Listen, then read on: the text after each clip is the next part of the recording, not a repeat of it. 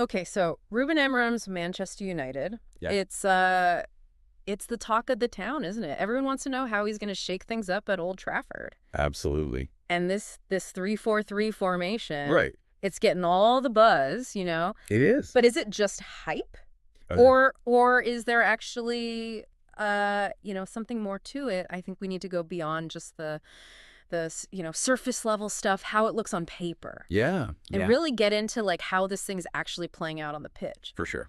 And I think we're going to find some interesting things, especially when we start talking about which players are really thriving in this system and who might be struggling. And definitely some surprises in store. Yeah.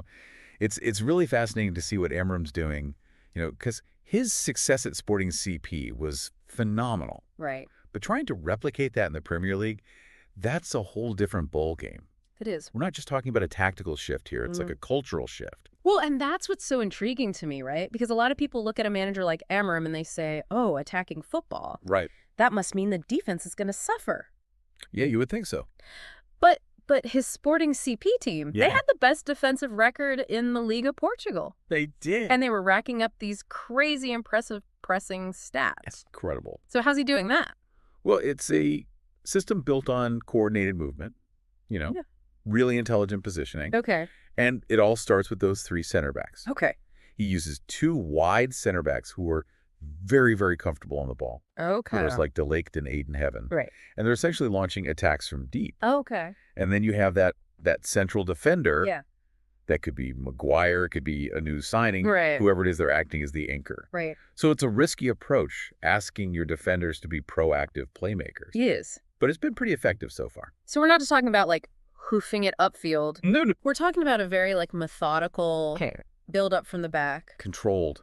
I already see a problem though. Okay. If those wide center backs are pushing up so high, what happens when the other team counters? Well, that's where the wingbacks become absolutely crucial. Okay. These aren't your typical fullbacks, sitting back waiting for the ball to come to them. Right. These guys like Diogo Dalot, they're pushing high and wide. Okay. Almost like auxiliary wingers. So they're playing two positions at once. It's a demanding role. I bet.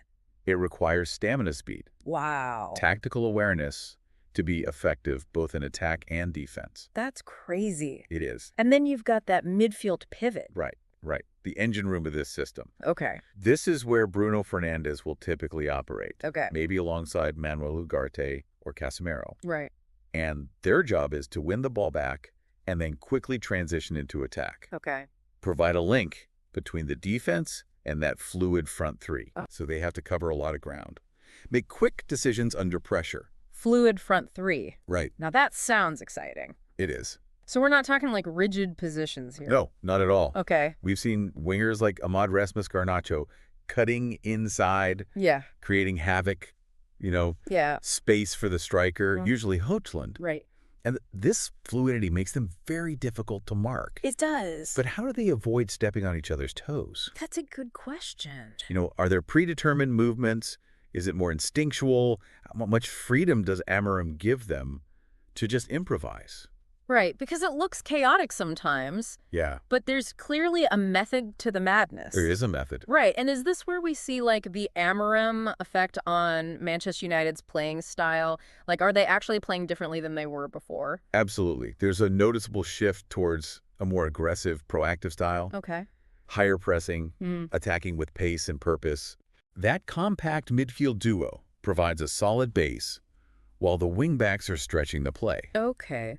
And the pressing is much more coordinated now. Okay. It's less reliant on individual heroics. Right. It's more about a collective system designed to win the ball back quickly. So it's not just about individual talent. Yeah. It's about the system actually like amplifying their strengths. Exactly. Okay. But this system, like any system, it has its limitations. Right.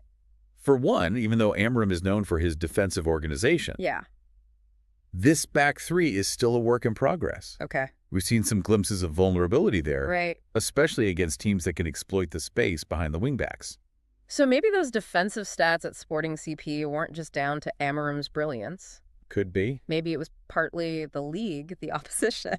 It's possible. This is where it gets interesting because If the defense isn't rock solid, Yeah. can the system actually work long-term in the Premier League? That is the big question. Right. And it's not just about the system itself. Yeah. It's about the players fitting into the system. Right. Someone like Lindelof, for example. Yeah. Or even Casemiro. Oh. They might struggle with the demands of this high-intensity, high-pressing style. Right.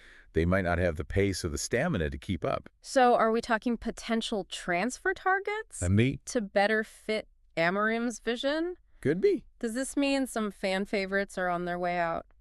It's possible. Okay. We'll see. All right, well, let's talk about the players that are thriving then. Okay. You know, who are the ones that are really benefiting from this system? Well, Højlund, he's finally getting the service he needs. Yeah. As the focal point of the attack. Right. And he's flourishing. He is. Ugarte has been a revelation in that midfield pivot. Yeah, he has. Arguably more effective than Casemiro in this system. That's a surprise.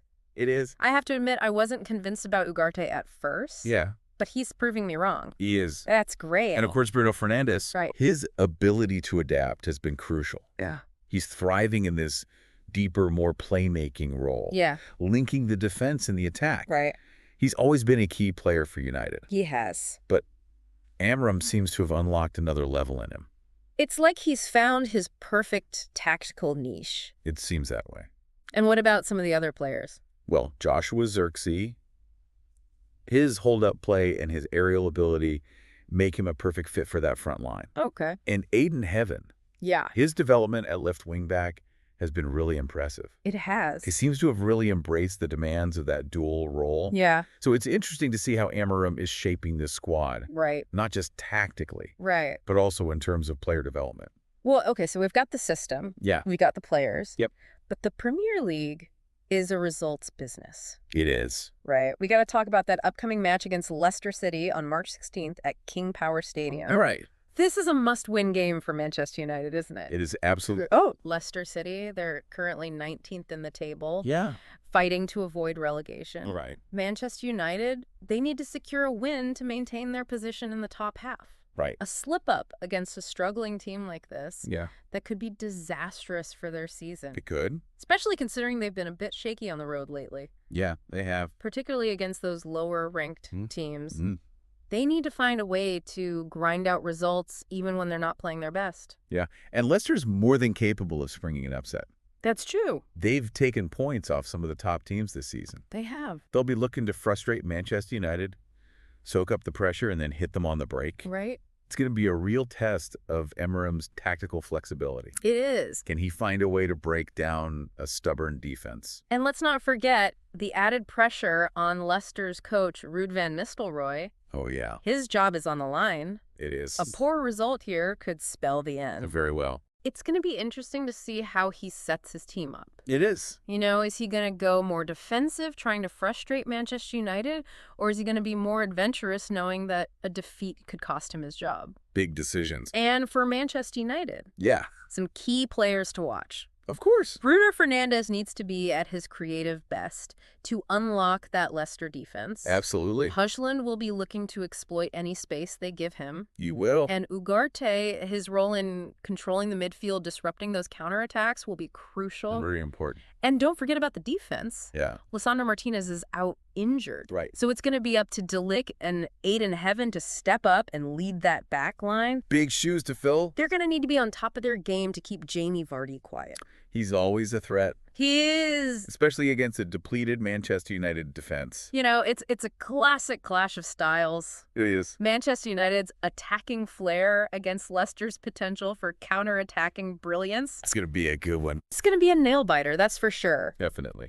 And, you know, this match could be a real indicator of how far Amorim has come with Manchester United. They could. Can he outsmart an experienced coach like Van Nistelrooy? We'll see. Can his system overcome its potential weaknesses? Good question. Can his players deliver under pressure? That's what it comes down to. I guess we'll find out on March 16th. We will. I don't know about you, but I'm already on the edge of my seat. You too. But, okay, before we get ahead of ourselves, Yeah. let's take a step back and look at the bigger picture. All right.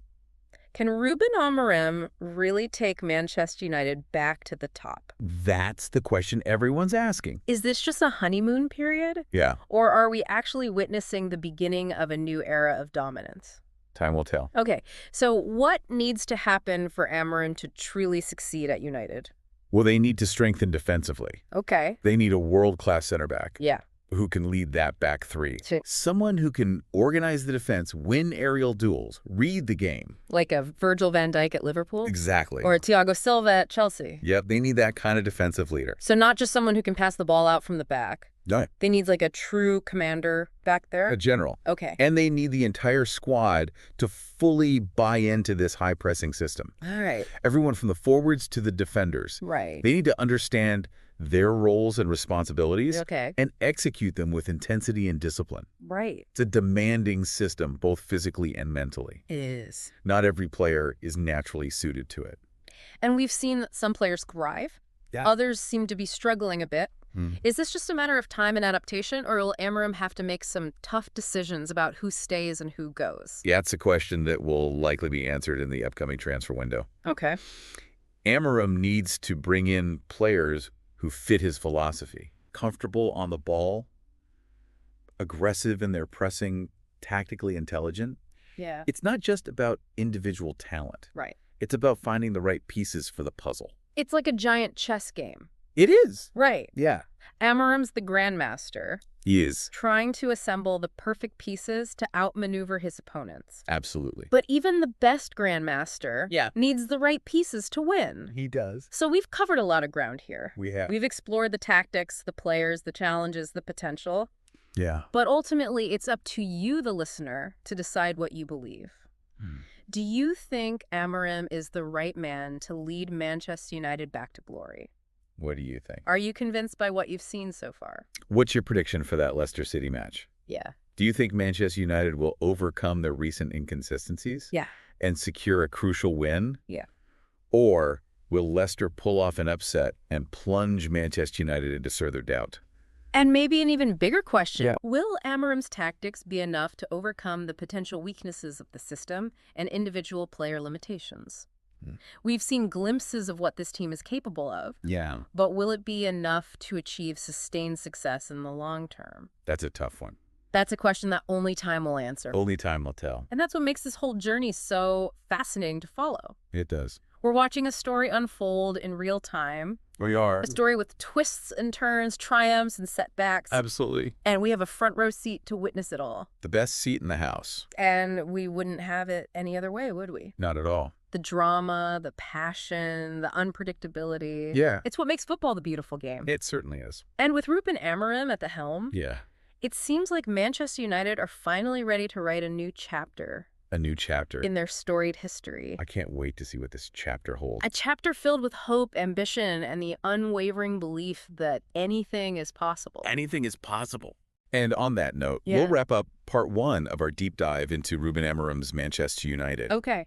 But don't go anywhere, Yeah. because we're just getting started. We are. In part 2, we'll delve deeper into Amorim's tactical flexibility, Oh, yeah. his ability to adapt and surprise his opponents. He's good at that. We'll also explore his man management skills Okay. and his long-term vision for the club. Sounds good. We'll analyze key matches, Right? dissect transfer rumors, Yeah. and examine the psychological impact of Amorim's leadership on this Manchester United squad. Can't wait. So stay tuned for more insights, Yeah. more analysis, Mhm. and more deep dives into the world of Ruben Amorim's Manchester United. It's going to be good. We'll be back soon with part 2 of our deep dives. See you then. Until then, keep the faith Keep believing. and keep diving deep. Always be diving deep. All right, see you soon. See you later.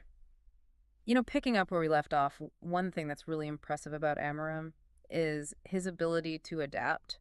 It's one thing to have a system, a philosophy you believe in, Right. but it's a whole other level to know when to tweak it, you Yeah. know, when to completely switch gears depending on the opponent. Because a good manager, they stick to their plan. Yeah. But a great manager knows when to rip up the playbook and go off script. Exactly. So are we seeing that with Amorim? I think so, yeah, absolutely. Right. Remember that match against Liverpool earlier this season? I do. Everyone expected the 3-4-3, Right. but he surprised everyone. Yeah. Came out with a 4-4-2 diamond. Wow. Completely neutralized Liverpool's attacking fullbacks. That's right. They won 2-0. It was a masterclass in tactical flexibility. Okay, so he's not afraid to be Build. not afraid. To shake things up. He's not. But is it just about formations? I don't think so. Or is there more to this adaptability? It's about understanding your players' strengths and weaknesses. Okay. It's about reading the opponent. Right. About anticipating how the game is going to unfold. Yeah. You know, it's like a chess game, always thinking a few moves ahead. Right. And Amorim seems to have a real knack for that. So it's not just about having a plan A. No. It's about having a plan B, C, and maybe even D up his sleeve. Exactly. Right. And it makes Manchester United that much harder to predict. And it's harder to prepare for. Yeah. But, you know, aside from the tactics, there's also the human element, right? There is. How is Amorim as a man manager? That's a good question. Yeah. That's where we get into the less tangible aspects, Right. but equally important aspects of management, Right. from what I've observed. Yeah. He seems to have a knack for getting the best out of his players. Okay. He's demanding, Right. but he's also supportive. Okay. He instills confidence, Mm-hmm. but he also holds players accountable. So he's not just a tactician, he's a leader. I think so. Someone who can actually inspire and motivate. Exactly. And it's not just about shouting from the sidelines. Wow. It's about building relationships, understanding individual personalities, and knowing how to push the right buttons. Exactly. It's about creating a culture where everyone feels valued, Right. but also challenged to improve. And that's crucial because we've seen so many talented Manchester United squads fail in recent years. We have. Maybe it was that lack of leadership, Right. that sense of collective purpose. Could be. But how much of this is just the new manager bounce, you know? Yeah. That initial burst of enthusiasm when a new coach arrives. Right. How do we know this is sustainable? That's the million-dollar question, isn't it? It is. We need to see consistency, Right. not just in terms of results, but Wow. also in terms of performance. Right. Can they maintain this high level of intensity, Right. this tactical discipline over the course of a long season? Right. Can they do it against the top teams, not just the bottom dwellers? And can they do it when things aren't going their way? Yeah. When they're facing injuries, when they're under pressure, when the critics are circling. That's the real test. Yeah, that's when we'll truly see what Amorim is made of. Absolutely. Mm, The true test of a manager is how they navigate adversity, right. how they respond to setbacks. Right. And believe me, there will be setbacks. Oh, there will be. The Premier League is unforgiving. It is. But if Amorim can maintain this positive momentum, Yeah. if he can instill a winning mentality that endures, Right. then Manchester United might just be on the cusp of something special. Okay, so we're seeing progress, but it's still early days. It is. What should we be looking for in the coming months Okay. as indicators of whether Amorim is truly on the right track? Good question. What are the signs that this isn't just a flash in the pan? Well, first and foremost, look for consistency of performance. Okay. Can they string together a series of wins? Yeah. Not just against the weaker teams, but against the top sides as well. Right. Can they perform at a high level week in and week out, Right. even when they're not at their best? No more of those frustrating losses to Yeah. teams they should be beating. Okay. And watch for individual player development. Okay. Are the young players like Højlund, Yeah. Ugarte Heaven continuing to improve? Right. Are the new signings integrating seamlessly into the system? So it's about building a cohesive unit. It is. Right. A team that's greater than the sum of its parts. But let's be honest, in the end, it all comes down to trophies, doesn't it? It does. Can Amorim bring silverware back to Old Trafford? Ultimately, that's how success will be measured. Right. But I think it's important to acknowledge Yeah. that building a winning team takes time. Yeah. It's a process, not an overnight transformation. Right. And sometimes the most important trophies are the invisible ones. What do you mean? The trophies of a renewed culture, Okay. a winning mentality, a belief in the system, Yeah. and a belief in each other. That's a good point. It's not just about the destination, it's about the journey. Right. And right now it feels like Manchester United are on a very exciting journey. They are. And even if they don't win a trophy this season, Yeah. if they continue to progress, if they continue to show those signs of improvement, Right. then I think Manchester United fans have every reason to be optimistic about the future. Optimism. Yeah, That's something that's been missing at Old Trafford for a while now. it has. But it seems like Amorim has brought that back. He has. He's brought a sense of hope, a belief that things are finally heading in the right direction. And that's half the battle, isn't it? It is. Because when you believe, when you have faith, then anything is possible. Speaking of belief, Yeah. let's shift gears for a moment. Okay. Let's talk about Amorim's long-term vision for the club. Okay. We've talked about the tactics, the man management. Yeah. But where does he see Manchester United in 5 years, 10 Yeah. years? Well, from what I've gathered, his vision is ambitious, Okay. but it's also realistic. Okay. He wants to build a team that's not just successful, Right. but sustainable. Right. A team that can compete for trophies year after year, not just have one good season followed by several mediocre ones. So he's not just thinking about the short term.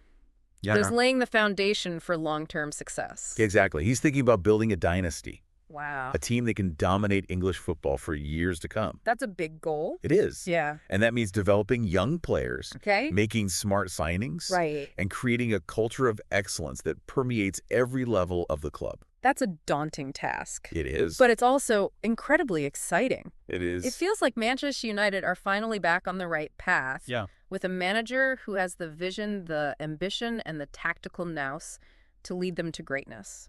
And it's a journey that will be fascinating to watch unfold. It will be. There will be ups and downs, triumphs and setbacks. Of course. But one thing is certain. With Ruben Amorim at the helm, Yeah. Manchester United are a team to be reckoned with. Well said. Thank you. Okay, but before we wrap up this part of our deep dive, I want to come back to that upcoming match against Leicester City. Yeah. We talked about the tactical battle, Yeah. the key players, the pressure on both managers. Yeah. But what about the psychological impact of this game? Hmm. How do you think it will affect both teams mentally? That's an interesting question. Yeah. For Manchester United, it's a chance to prove themselves, Right. to show that they can handle the pressure of a must-win game. Right. A win here would be a huge boost to their confidence, Yeah. while a defeat could really set them back mentally. And for Leicester, it's a chance to play the underdog, It is. to pull off an upset and maybe save their manager's job. Exactly. They'll be playing with nothing to lose, which can be a very dangerous proposition. It can be. And this is where Amorim's man management skills will really be put to the test. Yeah. Can he keep his players focused, motivated, confident, even in the face of adversity? That's the key. Yeah. That's what separates the good managers from the great ones. Well, I guess we'll find out on March 16th. It's a game that could have major implications. Absolute. Not just for the league table, but also for the psychological state of both teams. It could define their seasons. It really could. A game that could make or break dreams. It's going to be tense, It will be. dramatic, Absolutely. totally compelling. Can't wait. And we can't wait to see how it unfolds. Then either. But for now, Yeah. we'll leave it there. Okay. We'll be back soon with part 3 of our deep dive into Ruben Amorim's Manchester United, Looking forward to it. where we'll explore his impact on the club's culture, All right. his transfer strategy, Okay. and his legacy as a manager. Sounds good. We'll analyze key matches, No. dissect transfer rumors, examine the psychological impact of Amorim's leadership on this Manchester United squad. It's going to be a good one. Stay tuned for more insights, more analysis, and more deep dives into the world of Ruben Amorim's Manchester United. Always be diving deep. Until then, keep the faith, keep believing, and keep diving deep. Okay, so we're back for the final part of our deep dive into Ruben Amorim's Manchester United. Right. We've talked tactics. Yeah. We've talked man management. But now I kind of want to get into something a bit more intangible. Okay. The culture. Right. How is Amorim changing the very fabric of this club? Well, you can't underestimate the cultural impact a manager has. Right. It's not just about what happens on the pitch. Yeah. It's about the mentality, the work ethic, the standards that are set day in and day out. And let's be honest, Manchester United have been a bit lost in recent years, haven't they? They have. They've had some great players. Yeah. But something was missing, like that spark, that hunger, that winning mentality. It wasn't quite there. Is that what Amorim is bringing back? It seems to be. Yeah. Yeah, there's a noticeable shift in the atmosphere around the club. Okay. There's a renewed sense of purpose, Okay. a belief that they can achieve great things. Right. And it's not just coming from Amorim. Right. It's filtering down to the players, to the staff, even to the fans. So it's like a ripple effect. It is like that. Amorim throws a stone into the water, Yeah. and the waves kind of spread outwards, changing the entire landscape of the club. Precisely. And it's not happening by accident. Okay. This is very deliberate. Okay.